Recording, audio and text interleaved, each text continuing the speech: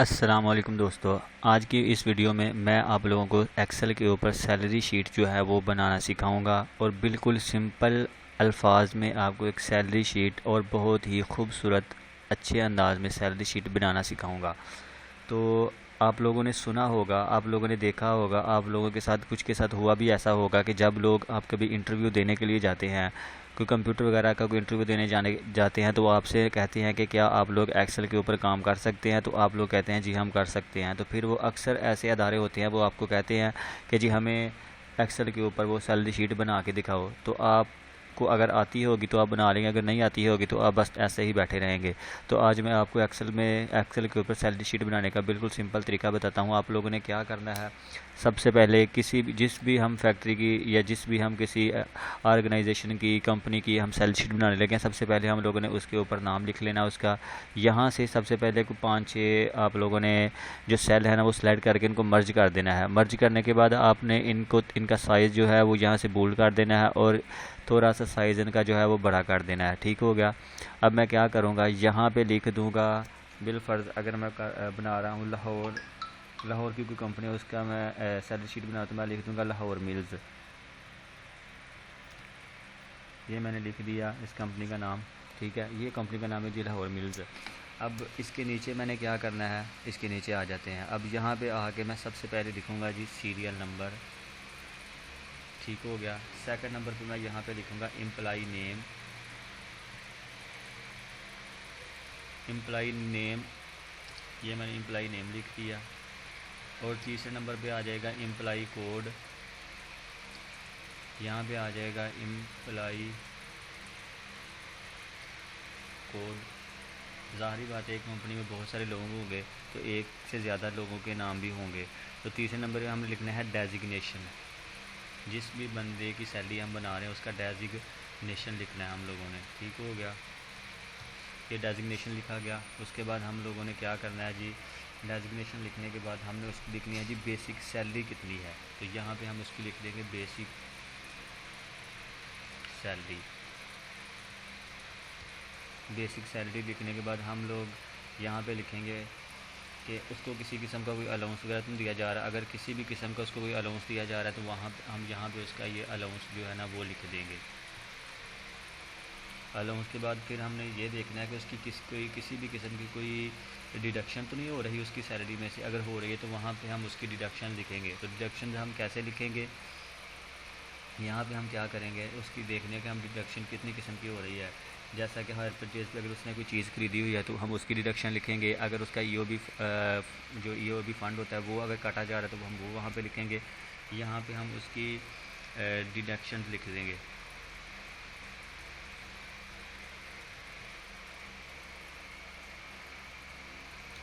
ठीक हो गया।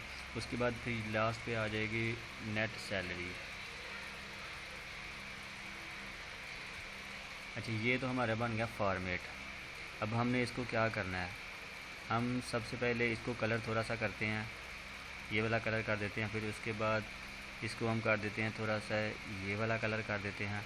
उसके बाद हम यहाँ से लेके यहाँ तक इनको जो है ना इसका बॉर्डर लगा देते हैं। बॉर्डर लगाने के बाद हम लोग क्या करेंगे कि यहाँ पे सीरियल नंबर है, सीरियल नंबर पे हम आ जाएंगे 1, यहाँ पे 1 लिखेंगे। उसके बाद हम इसको ड्रैग कर देंगे नीचे यहाँ तक कि हम 15 लोगों की जो है ना वो सैलरी बनाना चाहते हैं।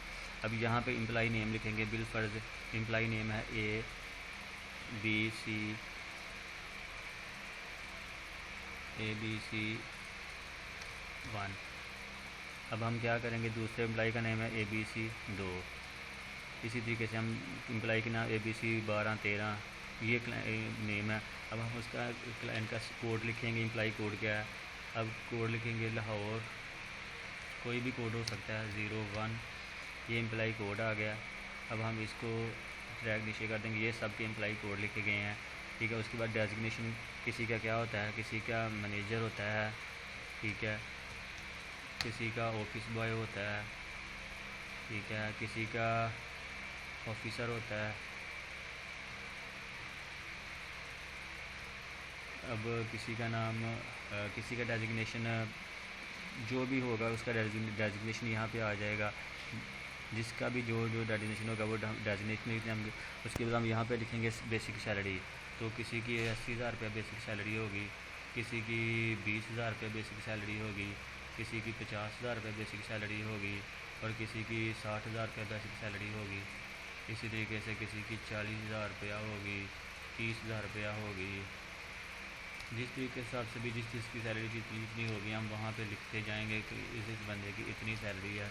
तो ये तो हमने लिख दी कि इस बंदे की इतनी इतनी सैलरी थी। ठीक हो गया। अब हम क्या करेंगे, अलाउंस। अगर किस बंदे को कितना अलाउंस मिल रहा है, तो किसी को 9,000 मिल रहा है, किसी को 6,000 मिल रहा है, किसी को 8,000 मिल रहा है। जितना जितना किसी को कोई अलाउंस दे रहे हैं या उतना उतना हम उसका अलाउंस यहाँ पे लिख देंगे। और फिर हमने देखना है डिडक्शन कौन सी हो रही है, तो फिर हम उसकी डिडक्शन लिखेंगे यहाँ पर। डिडक्शन कैसे आएंगी, डिडक्शन अब किसी की 5,000 रुपये डिडक्शन हो रही है, किसी की 7,500 रुपये डिडक्शन हो रही है, किसी की 2,000 रुपये डिडक्शन हो रही है, किसी की 7,000 रुपये डिडक्शन हो रही है। ठीक है, जिस हिसाब से जिस किसी की भी डिडक्शन हो रही होगी हम उस हिसाब से लिख देंगे। अब आ जाता है नेक्स्ट कि उसकी नेट सैलरी कितनी है। यहाँ पे हम इक्वल डालेंगे। उसके बाद ये बेसिक सैलरी, इसमें प्लस हम जितने भी अलाउंस होंगे अलाउंस लिखेंगे और माइनस हम इसकी डिडक्शन कर देंगे। तो ये इसकी नेट सैलरी निकल आएगी। यहाँ से हम ड्रैग करेंगे नीचे की तरफ और ये सब की सैलरी निकल आएगी। अब हम इनको यहाँ पे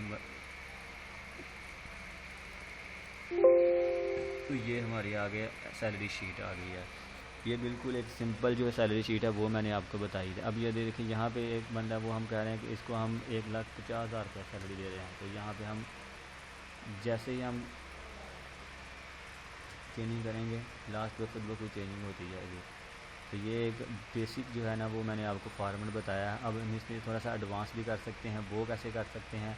अब यहाँ पे ये जो अलाउंस लिखा हुआ है, अब अलाउंस एक किस्म का नहीं होता, अलाउंस बहुत सारे किस्म के होते हैं। हम चाहते हैं कि सारे अलाउंस जो है ना वो लिखें। तो अब हमने क्या करना है, सबसे पहले तो हम करेंगे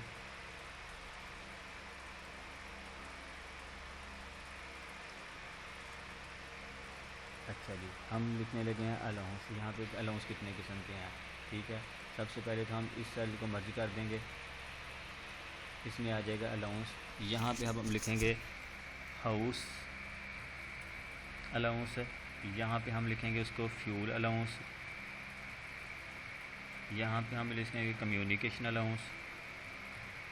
ठीक हो गया। ये 3 किस्म के इसको अलाउंस मिल रहे हैं। अभी इसको मिल रहा है ये 800 रुपया, इसको मिल रहा है 900 रुपया, इसको मिल रहा है ये 700 रुपया, इसको मिल रहे हैं सिर्फ 70 रुपये और इसको मिल रहे हैं 900, इसको मिल रहे हैं 5,000।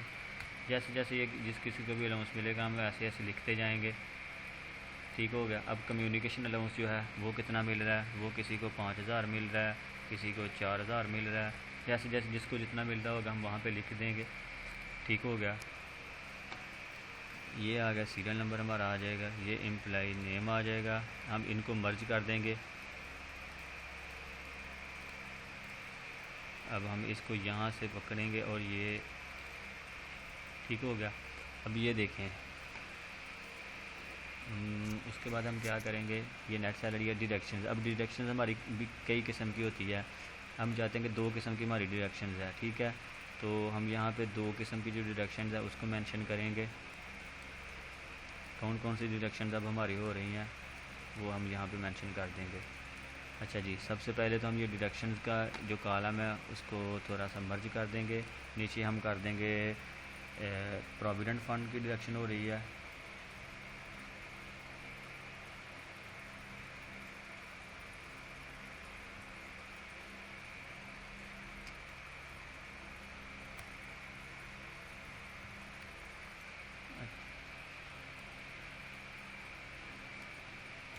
प्रोविडेंट फंड की डिडक्शन हो रही है।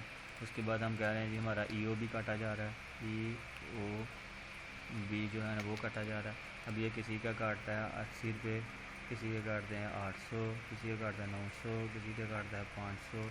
जैसे जिसका जितना जितना काटा जाएगा उतना उतना लिखते जाएंगे। अच्छा, अब ये फिर दोबारा हम यहाँ पे लगाएंगे, इसको इक्वल डालेंगे। सबसे पहले हम डालेंगे ये बेसिक, ये हमारी बेसिक सैलरी है, इसमें हमें हाउस अलाउंस मिल रहा है। उसके बाद हमें फ्यूल अलाउंस मिल रहा है। उसके बाद हमें कम्युनिकेशन अलाउंस मिल रहा है। उसके बाद हमें माइनस ये प्रोविडेंट फ़ंड काटा जा रहा है, माइनस EOB काटा जा रहा है, ये हम कर देंगे। अब यहाँ से हम इसको ड्रैग नीचे की तरफ कर देंगे, तो ये हमारी जो है ना वो सैलरी बिल्कुल एक्यूरेट जो है निकल आएगी। अब हम यहाँ पे जाएंगे, यहाँ पे इसको जाकर दोबारा फिर